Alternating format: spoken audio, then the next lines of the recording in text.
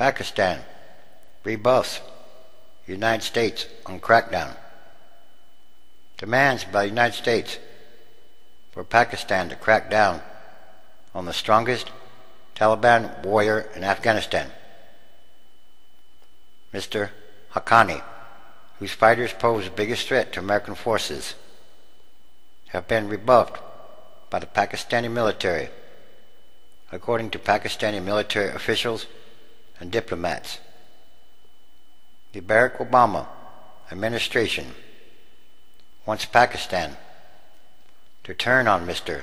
Haqqani, a longtime asset of Pakistan's spy agency, who uses the tribal area of North Waziristan as a sanctuary. But the officials said Pakistan views the entreaties as contrary to its interests in Afghanistan, beyond the timetable of President Obama's surge, which theoretically envisions reducing American forces beginning in mid-2011.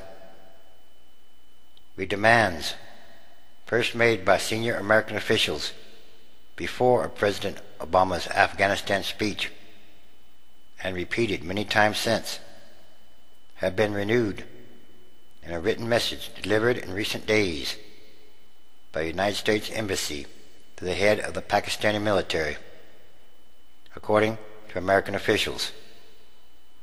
General David H. Petraeus has followed up during a visit to Islamabad.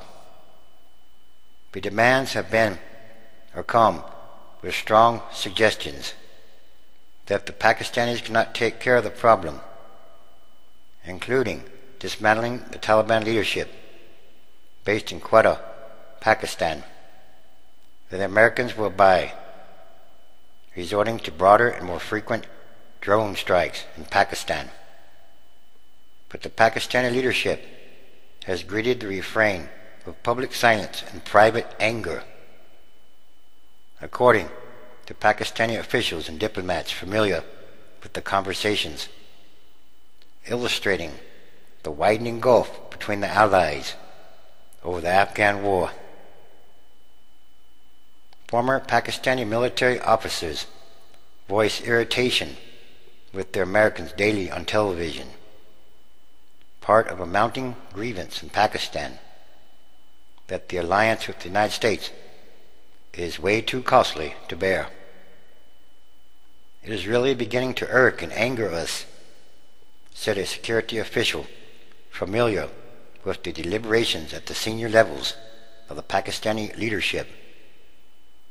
So the core reason for Pakistan's imperviousness is its scant faith in the Obama troop surge and what Pakistan sees as a need to position itself for a regional realignment in Afghanistan once American forces begin to leave. In other words, once you set a timetable for withdrawing, then the allies or the armies of the people there, they start lining up or realigning for that timetable. It considers Mr. Haqqani and his control of large areas of Afghan territory vital to Pakistan in the jostling for influence that will pit Pakistan, India, Russia, China, and Iran against one another in the post-American Afghan arena, the Pakistani officials say. And again, these are more signs.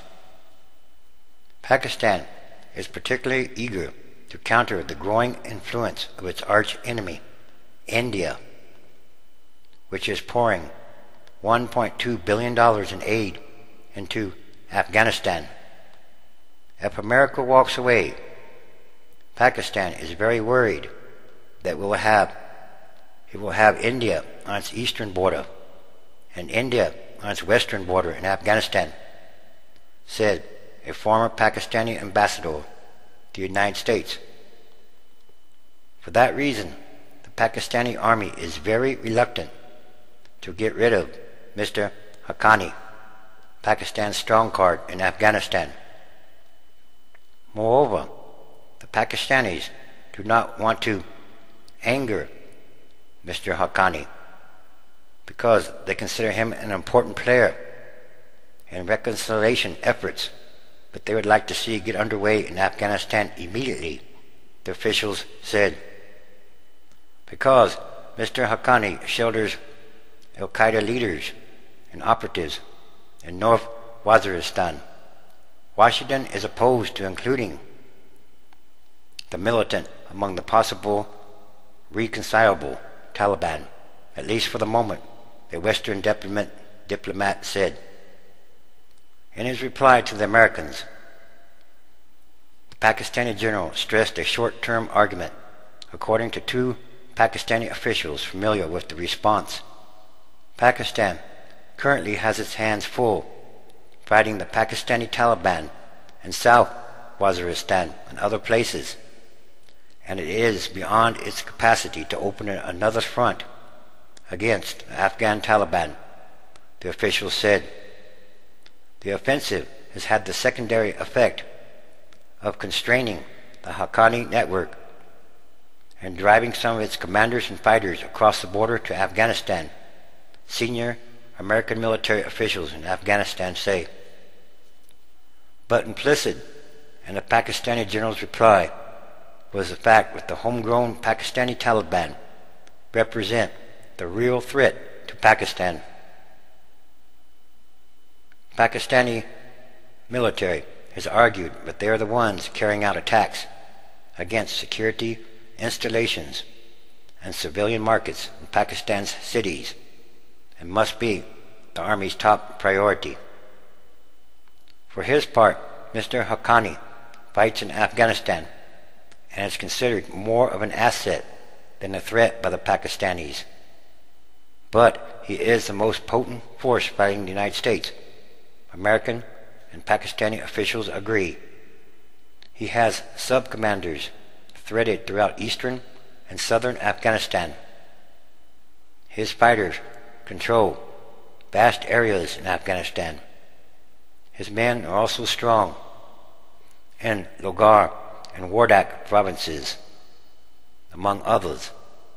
Because Mr. Haqqani now spends so much time in Afghanistan, approximately 3 weeks of every month, according to a Pakistani security official. If the Americans want to eliminate him or take him out, their troops should have ample opportunity to capture him, Pakistani security officials argue. In the early 1970s, his father attended a well-known madrasa in the Pakistani province of the northwest frontier. In the 1980s, his father received money and arms from the CIA, routed through Pakistan's spy agency, Inter-Services Intelligence, to fight the Soviets, according to an expert on the Afghan Taliban and the author of the book Descent into Chaos. So in other words, the CIA built these people up. These Taliban are, yes, these Taliban in the 1980s, these fighters. But now it's a different story, isn't it? Now they're fighting us.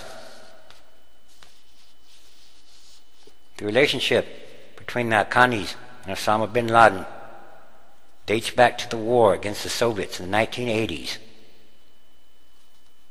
According to the South Asia Director for Stratfor, a geopolitical risk analysis company, when the Taliban government collapsed at the end of 2001 and Qaeda operatives fled from Tora Bora to Pakistan, the Haqqanis relocated their command structure to North Waziristan and welcomed al-Qaeda. The Pakistani army does not appear to be assisting the Haqqanis with training or equipment, but nonetheless, they are allowing them to exist. So again, how can you defeat the Taliban in Afghanistan or any other groups that are against NATO or the United States when they have sanctuary in Pakistan? So in other words, it doesn't matter how many troops you send to Afghanistan. This is a war that doesn't appear to be easily won. And again, these are more signs of the end times transition days. Transition is ongoing, a process. There are many signs